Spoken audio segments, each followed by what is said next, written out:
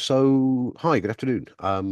Thank you for giving up a chunk of your Wednesday. I'm Tom Abbott. I'm the Director of the Digital Cultures Research Centre at UWE. This is the latest in our seminar series, been running for nearly a year now, which is a chance to get to know the work of the DCRC in a little more detail than we might normally be able to do. Um, I'm going to get out of the way fairly quickly, but I will introduce Tarek and do a little bit of housekeeping first of all. So my two notes on that is one, to let you know the meeting's being recorded. And the second, if you've got questions, Tarek reckons that this is going to be about half an hour. So we've got time for Q&A at the end, but please drop your questions in the chat and Amy and I will keep an eye on that and make sure that those get asked at the end.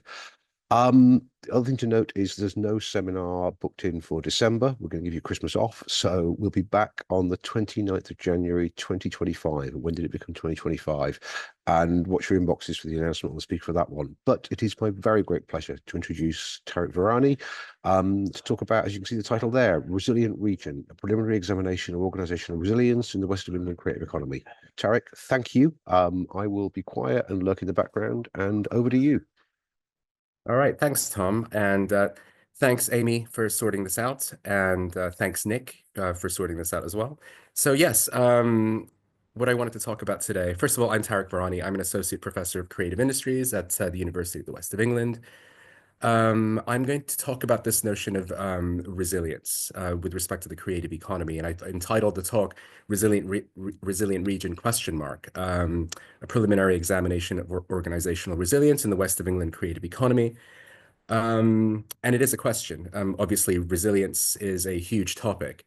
And of course, there's different understandings of what resilience actually means. And I'll get into that a little bit in a second.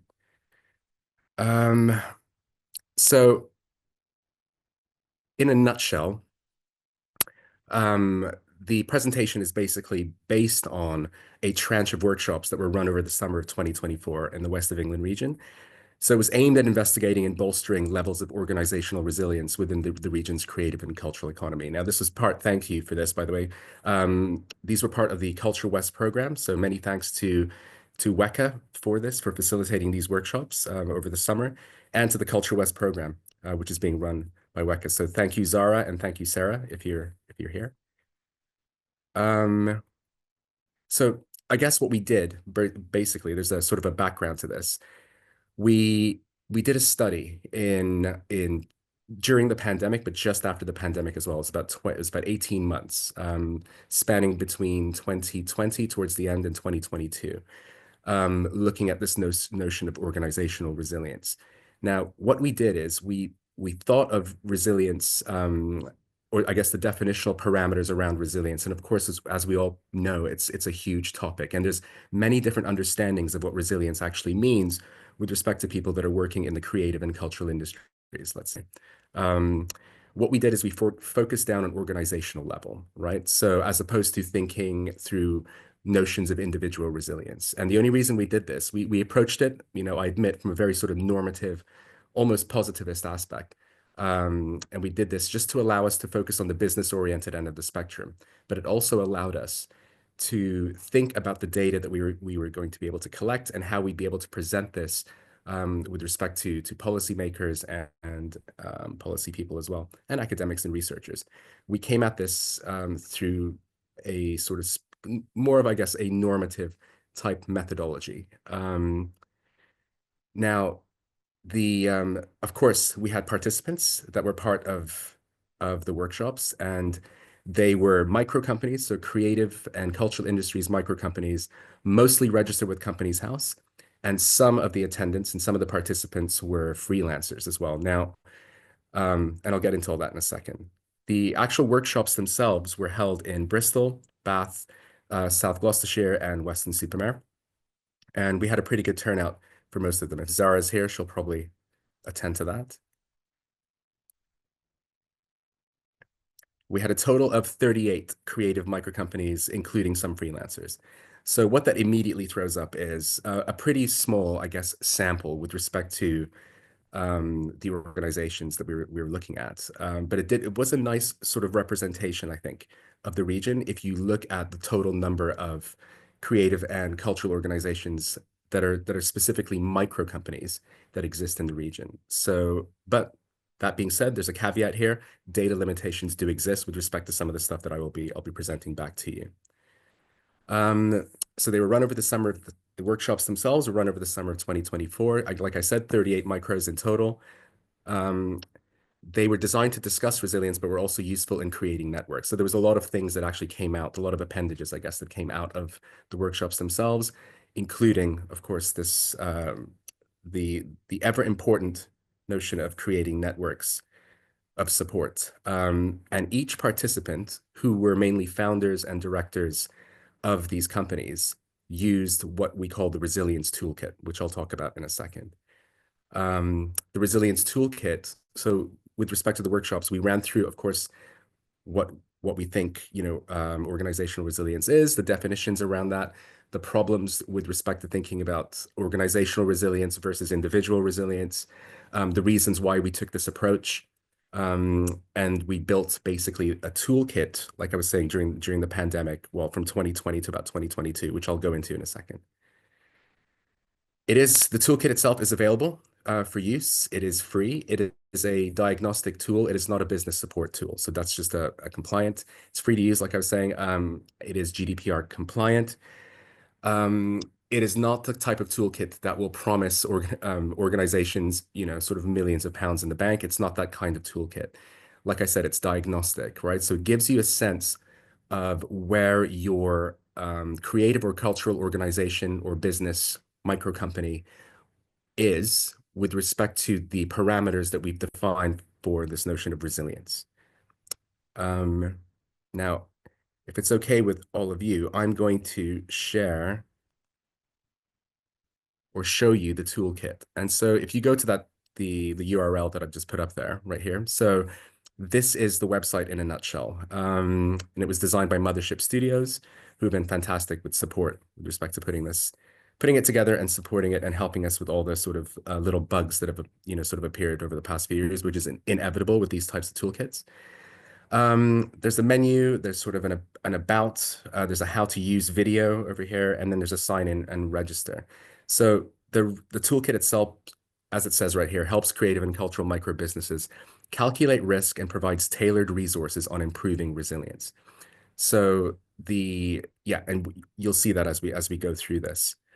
It was mainly designed after COVID or during the pandemic. So it does say here that it was for post-COVID recovery. And if you were to ask me, I would actually say that we are still in a sort of post-COVID recovery phase on sort of varying levels with respect to running creative and cultural organizations in 2024, right?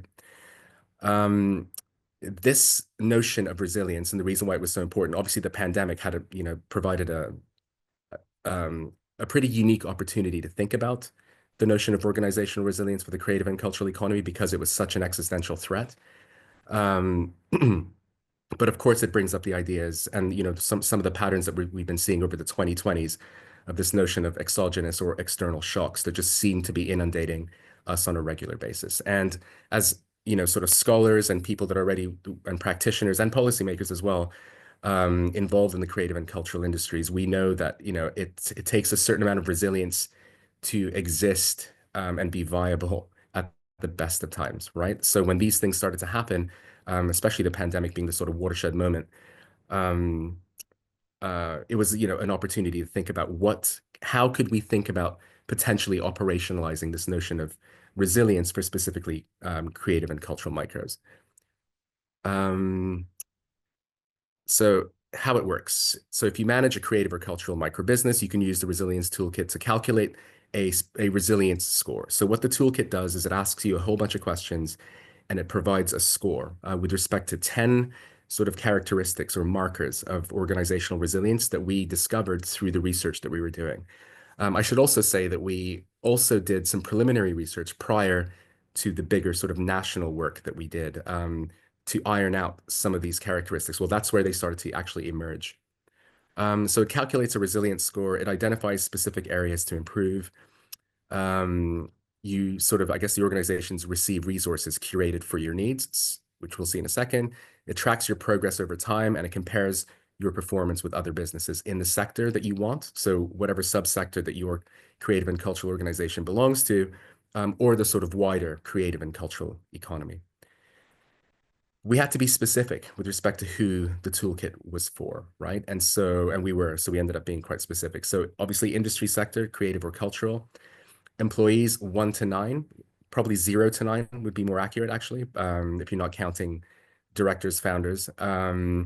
Annual turnover under £1 million, business status, registered with Companies House, and primary income stream was trade or sales. Again, this was about us being as almost forensic as possible with respect to tailoring this to a specific part of the macroeconomy, the cultural and creative economy. As we know, there are a plethora of different types of organizational typologies.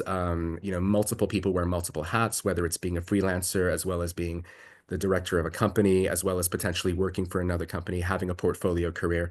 So we tried to be as forensic sort of as possible with this in order to cater this. Now, this doesn't mean that some of the stuff that we've come up with for the toolkit, or at least through the research as well, cannot be used by, let's say, freelancers or arts and cultural institutions or anything like that, because, of course, there's a lot of porosity within this notion of, or how we understand the creative or cultural economy, even though the definition of that is, currently being debated again, right? Here's just a list of partners that were really helpful with respect to putting this together. This is a co-design project, so we had a number of creative, we had about 75 creative and cultural hubs and organizations across the country, so everywhere from Manchester to Liverpool, all the way down to Cornwall, Scotland, Northern Ireland, that helped us with this toolkit. So it was a sort of iterative process with respect to designing it and making sure that this was something that was viable and actually relevant for the creative and cultural sector. So we did get their endorsement because we had them, and we paid them to help us out with this. We got their endorsement, I guess, through bringing them into the process of designing this. I should also say that the toolkit itself is being updated and sort of improved, I guess, as since 2022. So it hasn't been the same since 2022.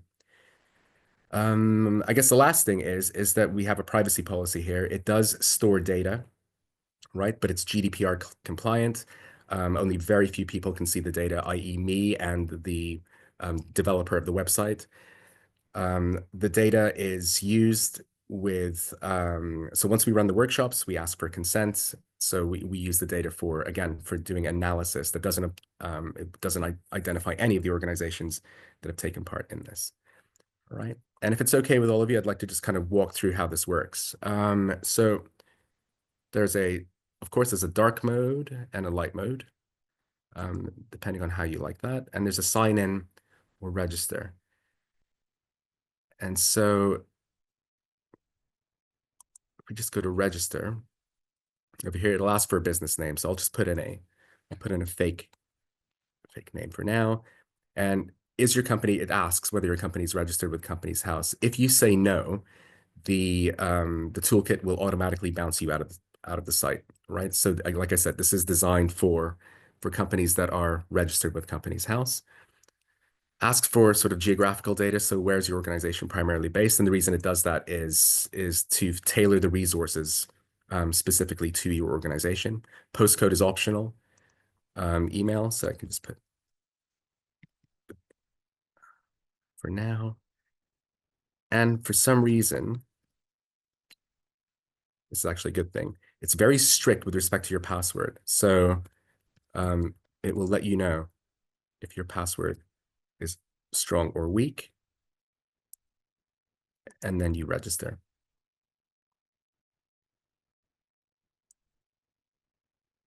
Right, so that would be the email right there. Password.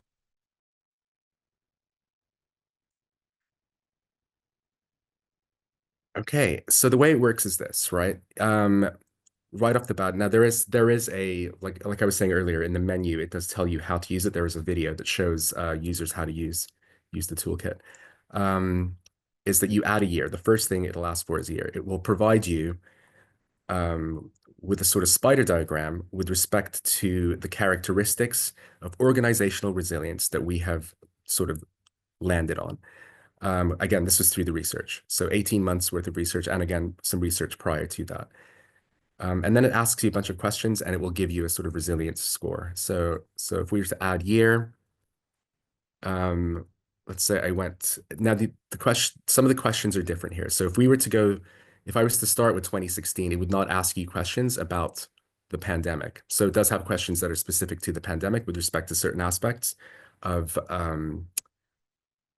this. Now, you can look at 2 years. You can basically come up with 2 years in order for you to compare what your resilience score was. Let's say, so if we answer the questions for 2016, you'd be able to get a resilience score for 2016. And then and then if you wanted to do sort of 2020 or 2021, you'd be able to sort of get an organizational resilience score for those years as well. And you can compare and contrast the resilience scores. You can also look at the areas with respect to the markers where you potentially did well or potentially didn't do very well.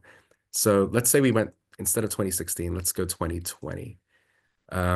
Asks for annual turnover, let's say 20 to 30,000 pounds. And then it goes next. Ask you for your subsector. So what sector does your company operate in? And of course, here we have a list of companies. Of course, this is taken, sorry, a list of subsectors. This is taken, primarily from the DCMS list, but also expanded upon with respect to the literature on the creative and cultural economy. So let's say I went with advertising and marketing, right? And the next, it asks for hybridity. So, and what that means is, so to what extent was your company's main service product offer digital, non-digital, or hybrid, which is a mix of both? And this is about, I guess, the product, the service, or the offer. What is it that your company does? What is it that the company actually produces, right? And there's a drop down here as well. If you were sort of a live theater with no real digital presence, I guess, you would be more in this kind of area around sort of 0 to 10% non-digital. It asks you to gauge this, right? So there's a personal aspect with this. If you were a TV and film company, of course, you'd probably be a bit more hybrid, with respect to how your product or your service or your offer is actually being delivered. And if you're a games company, you'd probably be about, sort of, I guess, 81% to about 100% digital, right? So, and that's with respect, again, to the product, the service, or the offer. So let's say with advertising and marketing, let's say we're hybrid.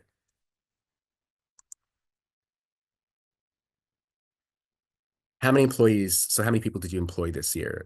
This is a contentious one, and it's actually quite timely with respect to what's happened recently. But the way the resilience toolkit works is because you're a micro company, and this depends, of course, on the turnover aspect as well. The more people you employ with respect to the capacity of your organization, the less resilient you are. And that's because of a sort of like a plethora of things that would have to be paid out if you had employees on a PAYE scheme. So let's say we were 0 to 2.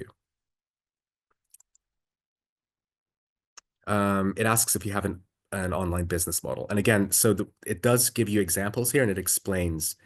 So if you clicked on this, I don't want to click on this right now because a PDF will show up and it will slow down my computer. And, obviously this is a webinar, so I didn't want to go through that. But so online business model, what we mean here is, a business model which generates revenue through the internet, but is separate from the product or the service or the offer. So that would be an online business model that exists for your company that is not specifically your service or your product or your offer. Now, some people think of that as passive income, right? That could be, there's numerous models. It's like sort of almost like a subscription model.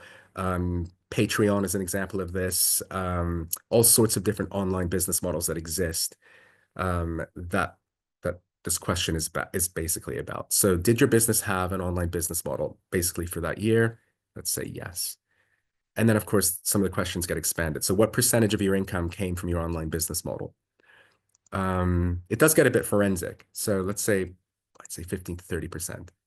Again, so it asks companies, to sort of look at their books and think about, how much money was actually generated this way. We did this through the workshops. Now, the workshops themselves, I should have said earlier, were about 3.5 hours long. and we provided lunch, so it wasn't all a slog.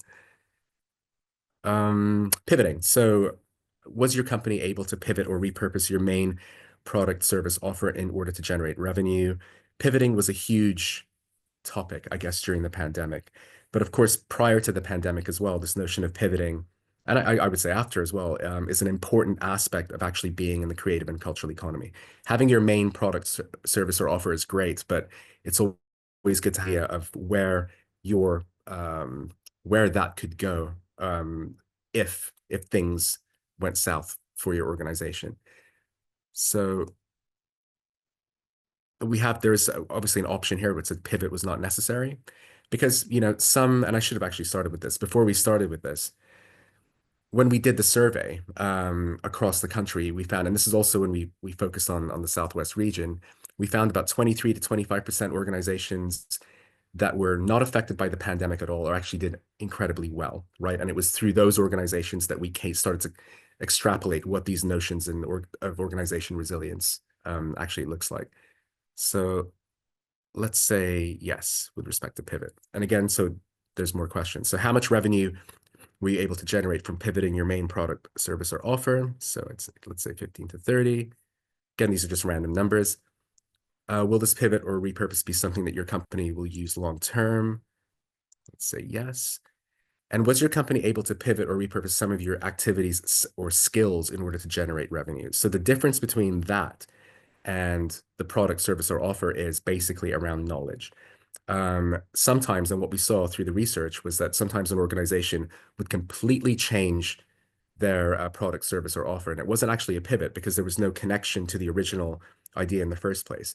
They came up with something completely new. So an example would be somebody that worked in music that became a music consultant, or somebody working in TV and film that sort of used their skills to talk about taxes with respect to investment banks and that invest in TV and film companies or independent production companies, right? So this is more about the skills of the company, I guess. So let's say no. This is an important one. So the government funding, did your company access any COVID-19? And of course, the year we chose was 2020, so it's going to ask you COVID-19 related questions. If you were to do 2024, it wouldn't ask these questions, or let's say 2016. But because we chose 2020 at the beginning, it went straight, so these questions actually come up. Did your company at the time access any COVID-19 related government schemes such as the following? And it sort of lists sort of some of the major government funding schemes that existed. So let's say coronavirus, self-employed, and actually let's say COVID-19 hardship fund, if anybody remembers that. Did your company access any other government schemes such as the following? And this is more kind of what exists now, although this is changing a little bit with the new government. So business rates relief. This is an important one as well, collaboration. So this came out in the research as well. Collaborating with other sectors. So not just staying within the sort of creative and cultural economy. So did your company collaborate with other companies in the creative sector? Let's say yes. But then it also asks, did your company collaborate with non-creative sectors such as agriculture, health, education, financial services, energy, transportation? We saw a lot of collaboration between, obviously, let's say arts and cultural institutions that would see themselves as companies or CICs, which count with respect to this. And let's say the NHS, right? So let's say yes. Research and development, which is a bit of a, sort of a long-winded term. And I think that term's been thrown around quite a lot. But just thinking about the idea of either having government-funded or personally funded activities, focusing on creating, launching innovative new products or services. And that sounds very normative and very policy-ish, right? But just thinking about it with respect to, was there any sort of money invested in the company prior to the pandemic or during the pandemic in order to test out different ideas? So did your company receive any R&D funding to test for potential pivots? Let's say no. Did your company receive R&D funding to test specific products or services? Let's say yes. right? And then use of freelancers. So this is self-employed workers who aren't contracted to a single employer and instead work on a project by project basis. What we found is actually your resilience, your organizational resilience, I guess, for your company with respect to the score went up the more freelancers you used for projects versus having employees.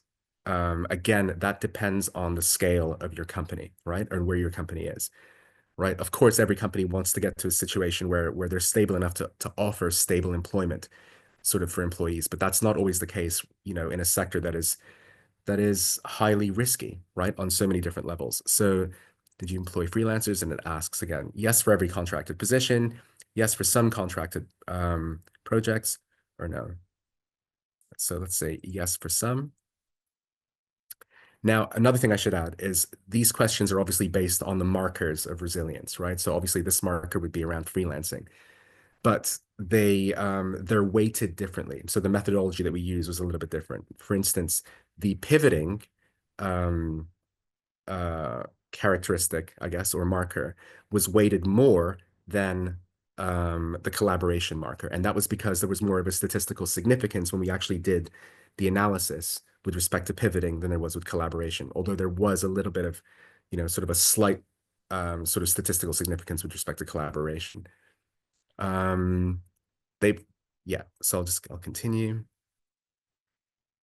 And of course, some of these came out during the focus groups that we ran as well, right? So here's a question about supply chains, and it asks, were your company's supply chains negatively affected? And of course, that depends on whether or not, you have supply chains, right? And so let's say for advertising and marketing, let's just say not applicable at this point. Okay. And then you submit. And then it gives you your results for the year. It sort of gives you this spider diagram that shows you your scores with respect to each of the markers. So the hybridity of your product, so over here was a 6. Supply chain, your resilience score was a 10. So let's say use of freelancers was a 5. Subsector itself was a 5. Pivoting was about a 3.5, right? So it collates this all and it using the methodology, and it gives you your business resilience score. And for this specific company, it was 63%. What does it mean? Like I said, diagnostic tool, right? So what does this mean? Depending on the type of business you run, moving towards a hybrid business model that mixes digital and non-digital services may help protect against future economic shocks.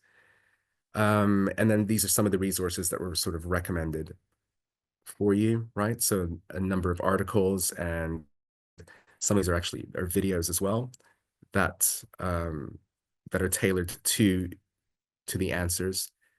Now, so let's say, so this was the year for 2020, right? And because I haven't done a second one for this dummy account, I cannot compare myself to another year, I guess, right? But I could compare to other users. So let's say I went compare to other users, and it asks all users or from the same sector, right? For 2020. Let's see all users for now and see what it comes up with. So as you can see, it superimposes your sort of organizational resilience with the sectors as well, and it gives you the score at the bottom. So other users were 62, whereas let's say this dummy accounts is 63, right? So doing pretty well. The way we've looked at this, and this is important for the next bit, is that anything above 50 is pretty good, right? Obviously, anything above 60 is you're doing really great. Anything below 50 doesn't necessarily mean that your company or micro company is failing in any way, shape, or form. Like I said, this is about resilience, right? It's about, with respect to the research, there are specific areas that you could potentially beef up that would help your resilience if you wanted to, if you were so inclined, right? And so if I was to compare that, let's say with same sector, whether or not this will come up. So there's no peer data for the selection because I've been cleaning the accounts. That's basically the resilience toolkit in a nutshell. And this is what we used during the workshops for all 38 participants that came in. Okay, so let's just go back to the PowerPoint. And so I asked the question, resilient region question mark. Like I said, we've ran these workshops in Bristol, Bath, South Gloucestershire, and Western-super-Mare. So West of England, kind of sort of combined authority region. So thinking about this region as resilient. And these are some of the findings. I'll just go through this real quick. Sorry. Oh, a second. Back. I'll just do it this way if it's all right. So this was the spread of the types of companies that came that attended the workshops, right? So we had film and TV, festival and events, audio and radio, including internet radio and podcasts, education and training, music, production and performance, theater management, acting, playwriting, design, product, graphic, arts and crafts, music, venue management, artist management, IT software and computer services, creative and cultural hubs. Sorry, whoop. Fashion, advertising and marketing, animation and VFX, and visual arts. So quite a big showing of visual arts. And this is what some of the results showed. And like I said, this is a very early preliminary examination of this idea of organizational resilience and how we've sort of defined it through the work that we've been doing since 2020, and this resilience toolkit that we continually update. Average turnover per regional subsector per year. So this is from 2021 to 2024, right? And what we have here is above 50,000 in green and below 10,000 in red. And like I said, this is for the region. Animation and VFX, so 525K. So in green, fashion 75K. So like I said, the green ones are above 50K. So music, venue management, artist management, 75K. Audio and radio, including internet radio and podcasts, 75,000. And then festival and events, 75,000. That's also to do with the fact that some of these sectors are actually more expensive to actually work in than, let's say, just turnover. So the turnover itself does not equate to higher resilience. Okay, so that's an important thing to note. As you can see here, IT software, computer services, it was 7,500, right? And then music production and performance, again, 7,500. So, and you'll see by the next slide a good example of what I just said. So average resilience score per regional subsector per year. So this is from 2021 to 2024. Visual arts, again, so I guess above 50 was in green, like I said before, with respect to the toolkit, and below 50 in red. Again, not a marker of how well a company is doing. This is more about, again, this notion of resilience to external exogenous shocks, right? Such as an example would be, and even smaller shocks, but such as the recent rise in national insurance for employers, right, which we know has had an effect on numerous creative and cultural employers. So visual arts, 56.1, animation and VFX, 59.3. Again, this is the average. Advertising and marketing, 58. Fashion, 38. And creative and cultural hubs, 37.25. So those were the lowest levels of resilience that we saw with respect to the workshops. IT software and computer services, an 84.5, which is interesting. I mean, obviously, like I was saying about turnover, the turnover for these workshops was pretty low, right? And that kind of, that begs a number of questions, which I'll get into when I get to the concluding thoughts. Music, venue management, artist management, 43. There's no surprise there. So both music categories were pretty low in resilience. And which has also been recognized by DCMS, resulting in their new, I guess, levy that they put together with respect to concert ticket sales. Arts and crafts, surprising at 61. Design, product, and graphic was 57. Theater management, acting, playwriting, 56.25. Education and training was, again, no surprise here, 70. Audio and radio, including internet radio and podcasts, 68. Festival and events, again, no surprise, 49. Film and TV, 47. Which is interesting given the regional sort of strength in that area. Now there's more data that could be gleaned from of course the data on the back end of the toolkit that I could have presented here, but I didn't want to go into it, partly because the sample was pretty small. So we're talking about 38 organizations. So there was a need to bolster that number up a little bit. So more workshops would be great. And there's another one coming up on December 12th that's being run by North Somerset Council. If anybody's interested, then please do hit me up on LinkedIn. and I'll signpost you to that workshop. Some concluding thoughts. So yes, data limitations, like I was just saying, hence a need to run more workshops. Workshops were very well received according to feedback from WECA. I think a lot of organizations there were talking about how more of these workshops would be quite beneficial, right, to a lot of organizations. Some hybrid and non-digital sectors were the least resilient. However, some were highly resilient. So again, this idea of the digital aspect not being the most important marker of what resilience looks like, right? So there's other things that can contribute to this notion of organizational resilience. So the role of collaboration, government funding, or at least taking advantage of government funding and knowing what's out there. Online business models is an important one, but were robust in these cases. Some digital sectors were highly resilient with low turnovers, like I was just saying, which points to potentially lifestyle businesses. So growth is not preordained here. But just because you make, you're an IT company or a sort of micro company and you make 7,000, £7,000 a year doesn't necessarily mean that you're not a resilience company. So a high number of hubs and visual artists that attended, which attests to, I think, those two areas being quite important with respect to the types of organizations that exist in the region. There are more and more hubs sort of appearing, but of course, more and more hubs that are kind of struggling. Again, visual artists, there's no surprise there with respect to the numbers. Low-hanging fruit. These are just, of course, some thoughts. So lack of online business models to generate partial or substantial revenue. When you look at the data, which I haven't presented here, around online business models, there were a number of sectors, a number of companies themselves that just didn't feel or didn't actually have that part of their as part of their sort of like revenue portfolio, if you like. So this idea of passive income becoming more important. That is it. That's my presentation. So I'm going to stop sharing if that's okay and answer any questions if there are any. But thanks a lot for listening, and that's that.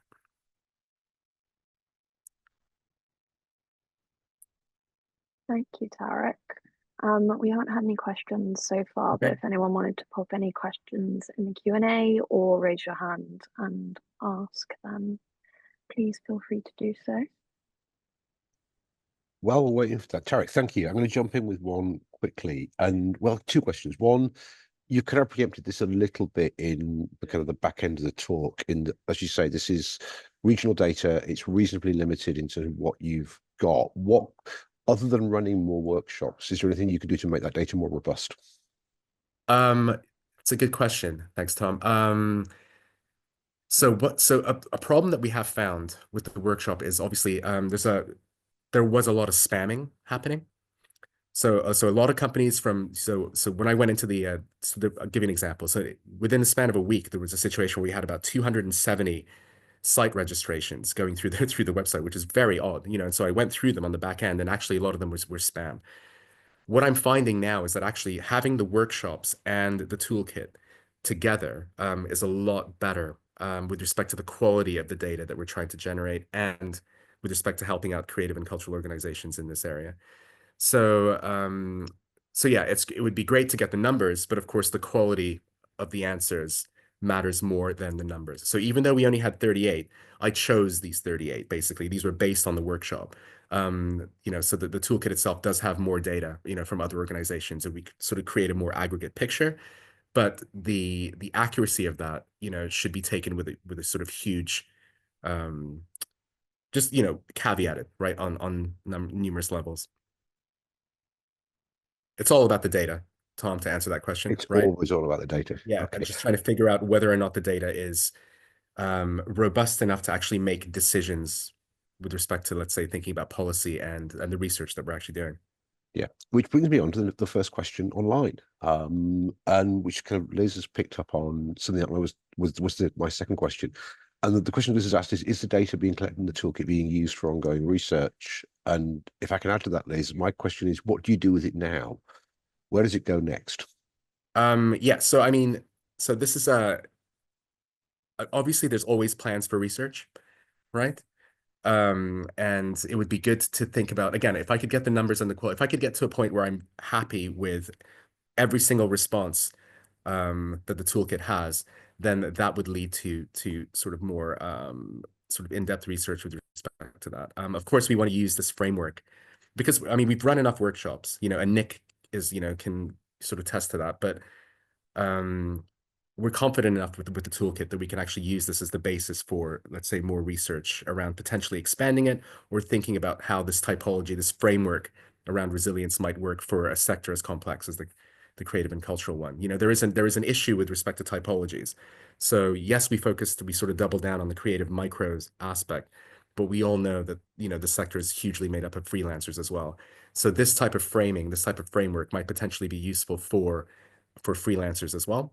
So and that's a consideration that I've been thinking a lot about recently, and how this type of thing could potentially work for freelancing. What was the second question, Tom? I forgot. My addition to that was what I felt when you were presenting the data, as even though accepting, it's, let's say, early days on kind of the veracity and kind of what you got there. Is there a sense to which this becomes part of business mentoring, a part of an organization reading that data and understanding how they can make themselves more resilient, how they can accept that score, how they can kind of work out what to do with it?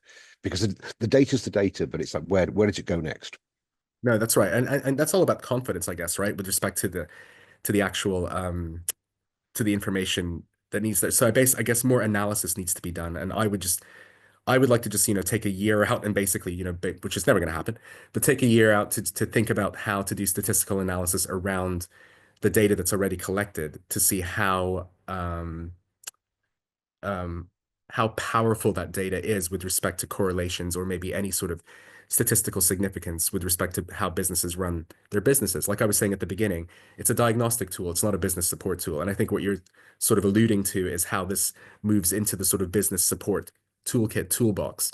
I have had meetings with the Federation of Small Businesses around this, and they were really happy with it.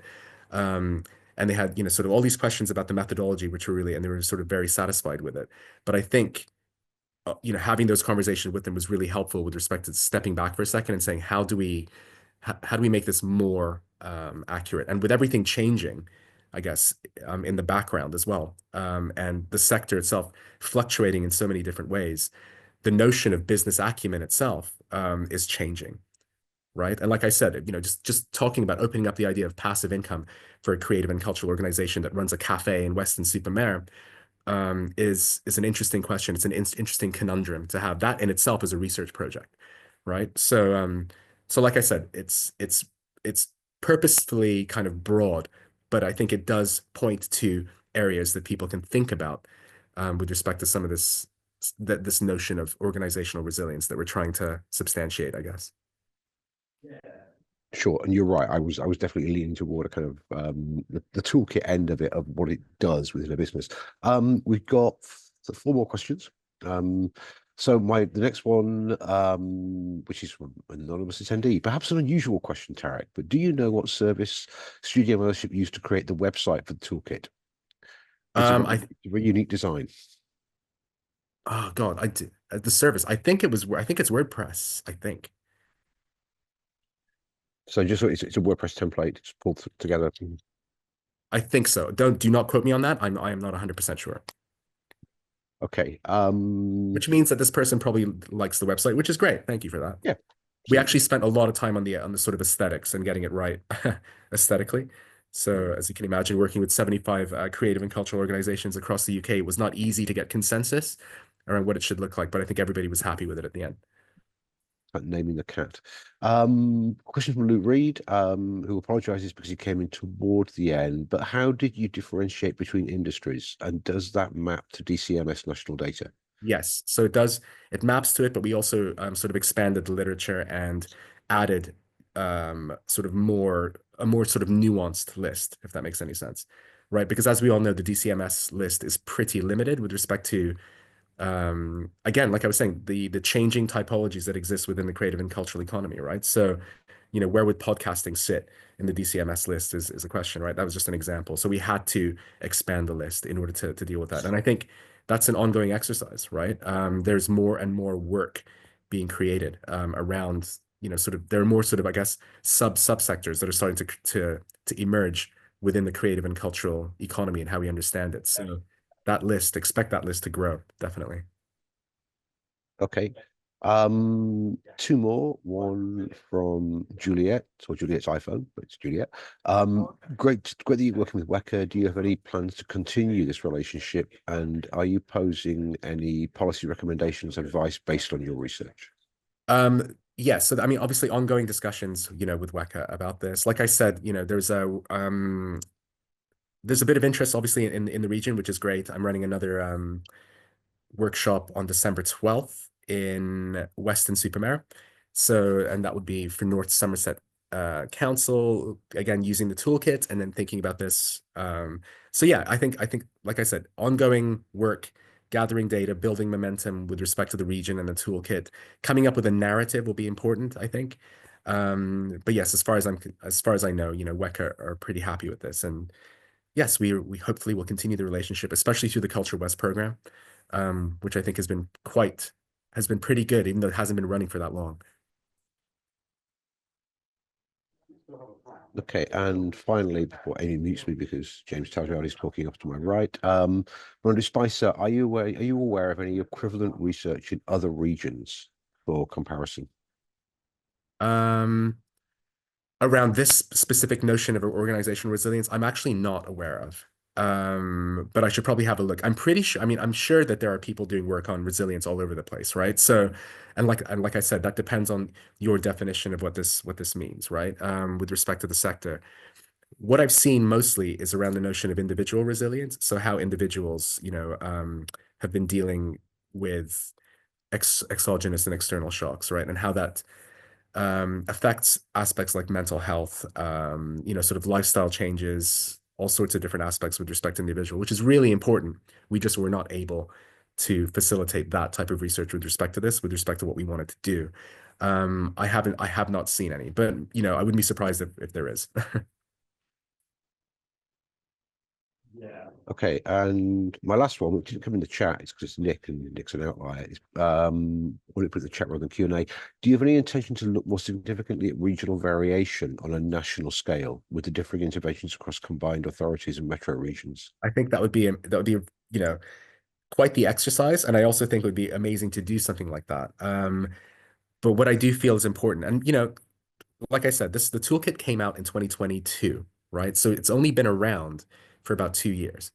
So I would want to slowly build up I guess the integrity of the toolkit itself, right? Not saying that it doesn't have that, but the more graft that we bring into this with respect to the collecting data and fine-tuning the toolkit itself, and the more workshops we run with respect to understanding how the sector itself is splintering, fragmenting, coming together, coalescing, would allow us to get to that point, if that makes any sense, Nick.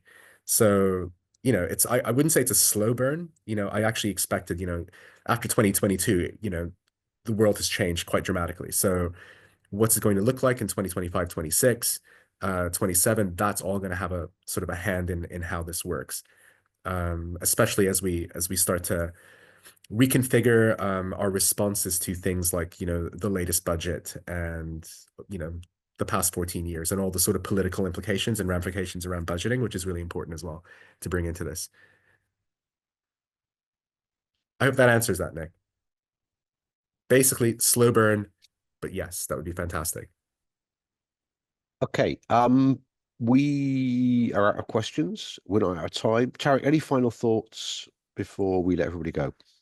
No, I know. I just, it's good to share the research, and it's actually good for me to do this because this exercise, because it does bring me back into the headspace of what needs doing with respect to not just the toolkit, but the framing of this notion of organizational resilience. So, like I said, there is a workshop December 12th.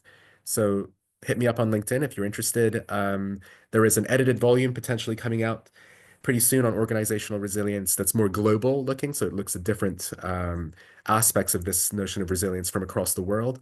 So again, some more literature out there that will hopefully sort of connect it to this work. So yeah, lots going on.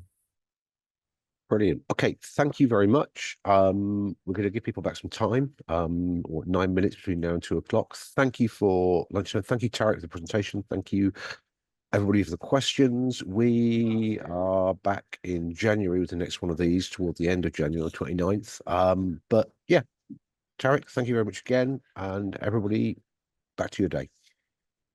Thanks, everyone.